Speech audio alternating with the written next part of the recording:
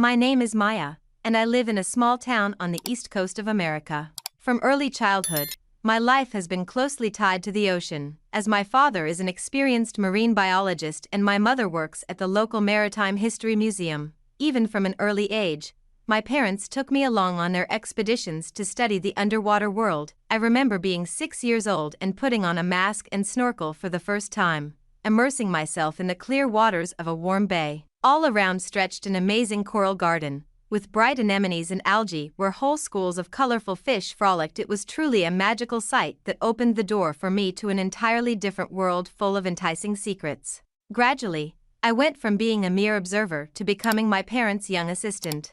At age 10, my dad entrusted me with my first serious research project, observing a family of marine iguanas on one of the uninhabited islands. I became so engrossed in this task that I spent 3 whole weeks in my little camp, recording data about the behavior of these amazing creatures every day. From then on, marine science became the work of my entire life. I studied the flora and fauna not just of coastal waters but also the open ocean. I invariably spent my summer vacations on long expeditions with my parents or professors from the university where they worked. I often had to part ways with friends for extended periods, but my friendship with the vast ocean became more important to me than any company. A special corner was set up for me in our small home where I cultivated whole underwater gardens of algae and corals. I can proudly say that even as a schoolgirl, I published my first scientific papers on the factors influencing the growth of various types of marine plants. A landmark event was my first real deep-sea expedition at age 14, when they took me along on a week-long voyage aboard a research vessel. My dad fervently tried to dissuade me, fearing I couldn't handle the strain. But my mom was on my side. She believed in my strength and insisted that I should be able to fulfill my dream. That journey was a true baptism for me. Not only did I study the life of deep-sea denizens firsthand, but I was also initiated into all the hardships of the nomadic life of oceanographers. I vividly remember sleepless night watches monitoring the instruments, stormy pitching that flung the ship from side to side, and the murky, raging ocean itself. But all these privations were more than made up for by the unforgettable impressions of the depths. I saw entire coral reefs comparable in size to the largest forests on land. Up close, I observed giant pods of seals and whales, almost felt the breath of an enormous sperm whale. All these natural wonders seemed to exude magic. They were so beautiful that they could not help but inspire true awe. Upon returning to shore, I threw myself into my studies in high school with renewed vigor. Now my goal was the prestigious Oceanography University on one of the Hawaiian Islands. This was the dream of a lifetime, to get an education in the very heart of the Pacific Ocean. Of course, the path to realizing these dreams proved rocky. I had to enroll in extra classes in biology, geology, and even basic oceanography. Considerable effort went into numerous academic competitions and science fairs to prove my level of knowledge, but I did not begrudge a single sleepless night spent poring over textbooks and dissecting algae samples. The sea is my passion, my universe that absorbs all my time and energy, and I am ready to take any available path toward my cherished dream. At a certain point, my fascination with marine science became more than just a childhood hobby for me. It grew into a true calling that bestows a special perspective on life. The ocean taught me patience, the ability to wait, and respect for the mighty forces of nature that humanity has still not entirely tamed. Perhaps in the future I will become as fearless an explorer as my parents. Maybe I'll discover new species and unravel mysteries that scientists around the world are currently grappling with. Or maybe I'll go into teaching and raise a whole new generation of oceanographers eager to explore the depths of the world ocean. But one thing I know for sure, the sea has already become my destiny, my true home, and I wouldn't trade this amazing life for anything. I was 16 when I first met him. It happened during a summer internship at a research center in Hawaii, where I had come to gain practical experience studying the underwater ecosystems of coral reefs. The day was hot and humid, and we were just getting ready for a scuba diving session when a boat pulled up to the dock and he disembarked, a tall, tanned guy of about 25 with a mop of curly dark hair and mischievous sparks in his sea wave-colored eyes. His name was Caden, and he was one of the top diving instructors on the islands. As it turned out, the research center would periodically hire him to accompany scientific expeditions and teach staff the intricacies of scuba diving. From the first glimpse of his chiseled figure in a skin-tight wetsuit, his commanding gestures and confident gait, I understood before me stood the true master of the ocean depths. Caden handled even the most complex equipment with virtuosity, as if the ocean currents themselves were under his command. When he donned a mask and fins, he seemed to transform, becoming one with the aquatic element. We young interns hung on his every word during the safety briefing. His voice was strangely hypnotic, and his wind-blown tresses gave him the resemblance of a sea god from ancient myths.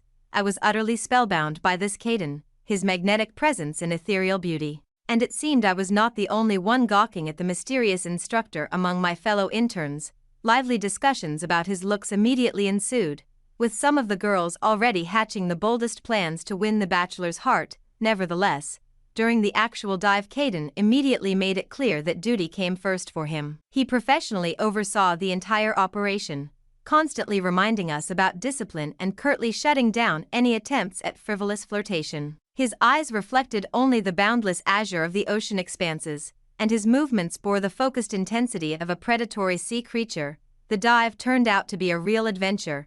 Caden personally led us through the winding labyrinths of underwater grottos and reefs to a small cove overgrown with ancient coral colonies. In this secluded ocean nook dwelled an absolutely incredible kaleidoscope of life, whole swarms of bright fish, giant jellyfish, and even a small family clan of tail-stinging rays that slowly glided past us. I was truly spellbound by the spectacle, but something within whispered that no matter how incredible these creatures were, they still paled in comparison to Caden's charm. He deftly navigated the reef maze, periodically pointing his staff at particularly interesting sights. And in those moments, his figure, backlit by the sun's rays piercing the ocean depths, seemed the very embodiment of perfection and power. After the dive, all the way back to the research station, I never took my eyes off Caden, reverently absorbing his teachings. It even started to seem like he was giving me special looks in return, as if noticing my devoted attention. But ultimately, nothing came of it. He dropped us off on shore and personally departed in his boat, enveloped in an aura of mystery and masculine allure. That night, I could not sleep at all, tossing and turning on the hard bunk bed as the image of Caden incessantly replayed in my mind. In the sultry half-light of the room, I seemed to glimpse his face, practically heard the rumble of his voice, saw his salt and pepper locks billowing in the breeze. He drew me in with the same force that a planet's gravity pulls a fragile space shuttle. From that day on, the diving instructor became my sole obsession. If he had suddenly entered my cabin, half naked with damp hair and an armful of freshly plucked seaweed, I would hardly have been surprised. Such fantasies occupied all my free time when I wasn't engrossed in work, and with each passing day, the desire to see Caden again burned brighter within me, until it became a veritable fixation. Week after week passed, and we completed another dozen dives with a different instructor, but the mysterious hunk never showed up. I was restless, unable to stop my endless daydreams, yet doing nothing about it.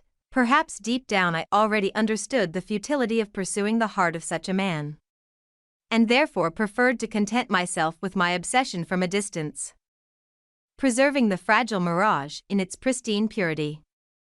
Shortly before the end of practice, I finally crossed paths with Caden again, inadvertently, as always, immaculate and mysterious. It happened on one of the famous sandy beaches near Honolulu during a festive party organized by the local staff. I sat alone on the shore, listening to the sound of the waves and watching the sun slowly disappear behind the horizon when he suddenly emerged from the shifting twilight, catching me off guard. Since that memorable night on the beach when the mysterious Caden left me alone with my dreams, the tormenting feeling only intensified. Soon it erupted into a real fire, threatening to consume me completely.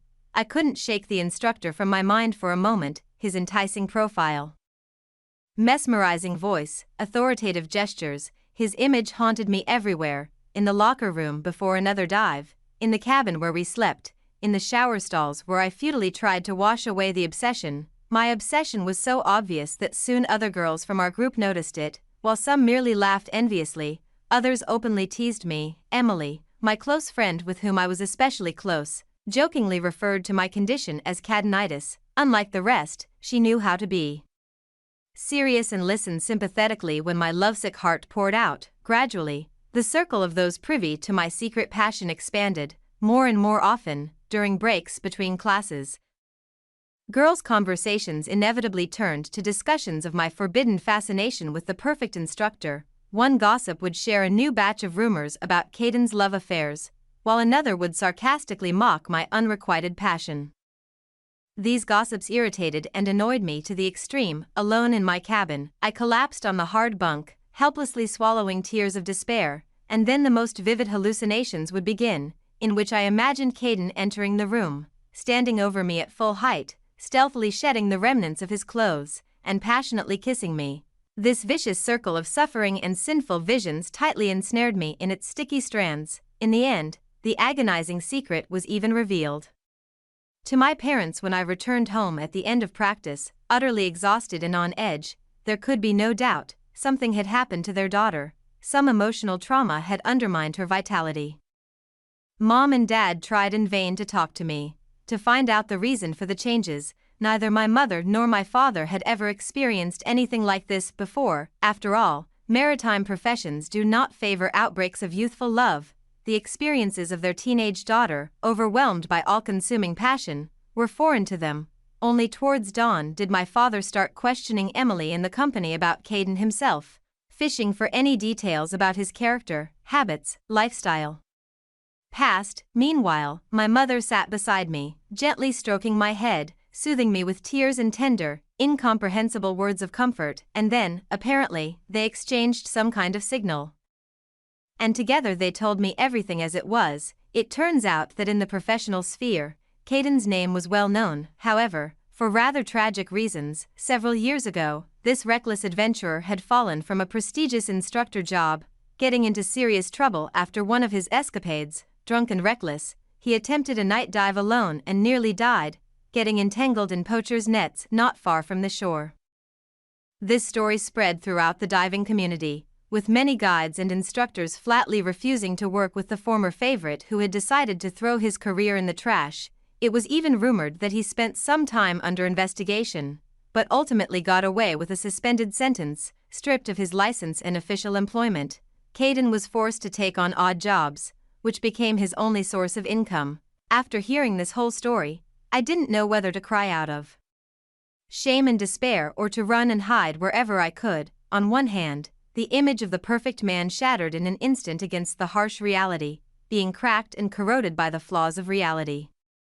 On the other hand, the mental anguish didn't go in vain. I overcame it and returned to Earth once again. The following weeks passed in complete silence and isolation. Occasionally, I allowed myself timid attempts to resume normal life, but after a while, I found myself burying my head back into the pillow, giving in to the endless surge of sorrowful sighs. I never managed to finish the season at the oceanographic station. I deserted, abandoning everything halfway through. Life sometimes presents the most unexpected surprises.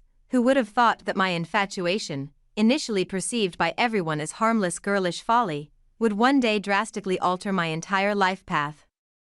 And that's exactly what happened after that memorable night when on the moonlit beach, I had my second encounter with Caden. I couldn't imagine that he not only remembered the silent girl from the intern group but also showed sympathy in return. Subsequently, Caden admitted that he had been watching me from afar throughout the entire practice, acknowledging my diligence during dives and professionalism in carrying out expedition tasks. Perhaps it was these qualities that ultimately overcame the raging primal whirlwind of uncontrollable passion within me.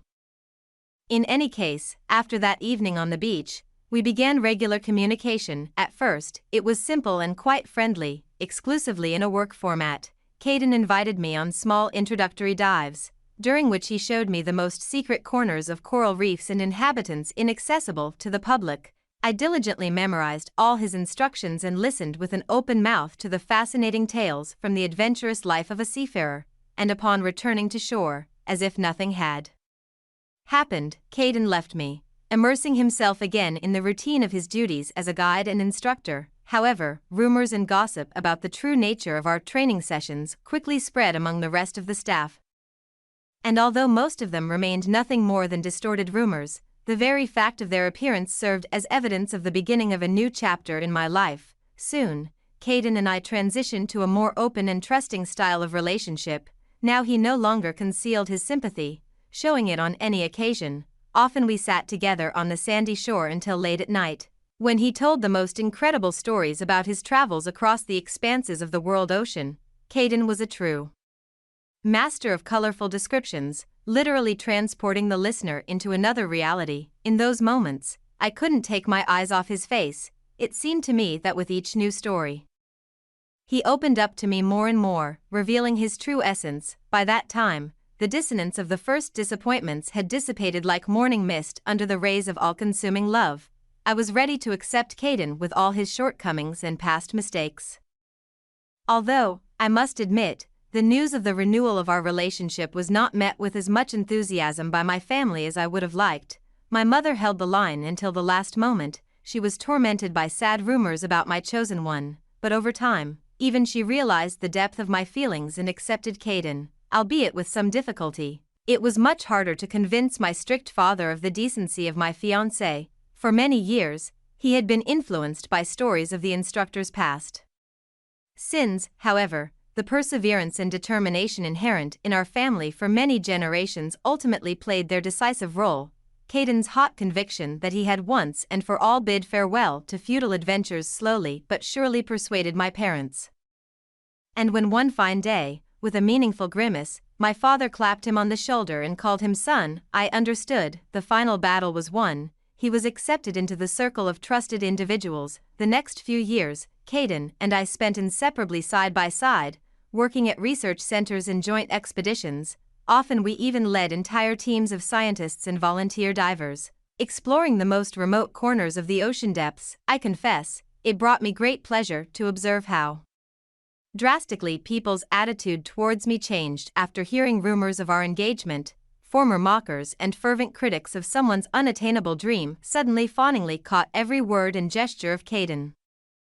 Hoping to gain the support of the almighty rulers of the marine element, my former obsession for them turned into a completely normal female strategy: to choose in life a person whom you sincerely admire and whose achievements you unconditionally acknowledge.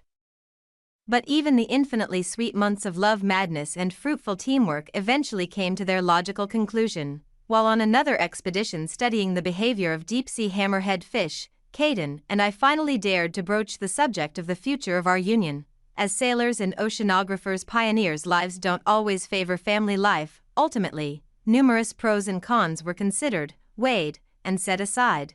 Caden knelt down on one knee right on the deck, surrounded by a school of dolphins, with a huge emerald ring ready, and asked the most important question in our shared life. Unbeknownst to me, I had already answered with all my heart, overflowing with happy tears.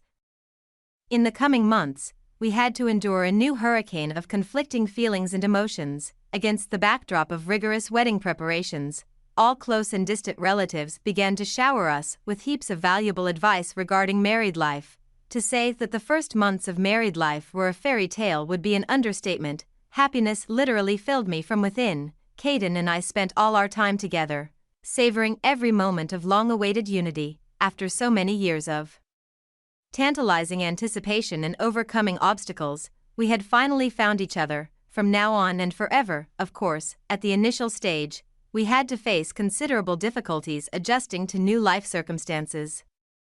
It was especially difficult for Caden, who had spent most of his life in solitary wanderings and was accustomed to being the sole master of his own destiny. Adjusting to family life, where every step had to be coordinated with the wishes of a loved one, wasn't easy for him.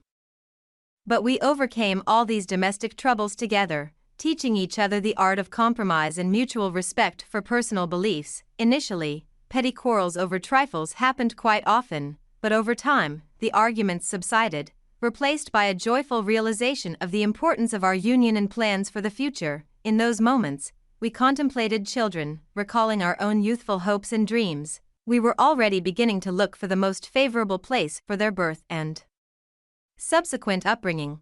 Caden even found a small bungalow in a picturesque corner of one of the islands where we had spent our honeymoon. Dreams of expanding the family didn't seem so unattainable. Alas, all precious illusions quickly dissipated as soon as the true traits of my chosen one's character began to emerge. With each passing week, his dark, despotic nature became more apparent. If initially quarrels erupted over trivialities, then gradually they flared up with renewed vigor over anything and everything. Outbursts of rage were followed by long, gloomy binges and periods of downright monstrous jealousy. When Caden wouldn't even allow me to leave the house, he personally checked all my calls and messages, interrogating me about who I was talking to and what I was discussing. Moreover, His bursts of anger became increasingly uncontrollable and cruel. I remember how once, after another bout of groundless rage, he raised his hand to me for the first time. This slap became a turning point in our lives. After it, all the former bright prospects of the future crumbled to dust. I locked myself in the kitchen, spending hours in our shared nest, once built with such love and hope, while Caden's shouts, interspersed with the sound of broken dishes, echoed from outside. In such terrible moments, I prayed incessantly for salvation, begging for any miracle just to escape from the tightening circle of domestic terror. Even calls from my parents, worried about my prolonged silence, I could barely answer anymore, because every time after that came a new barrage of insults and physical abuse. Everything changed one of the subsequent nights, when the wail of sirens was heard from the slightly open window.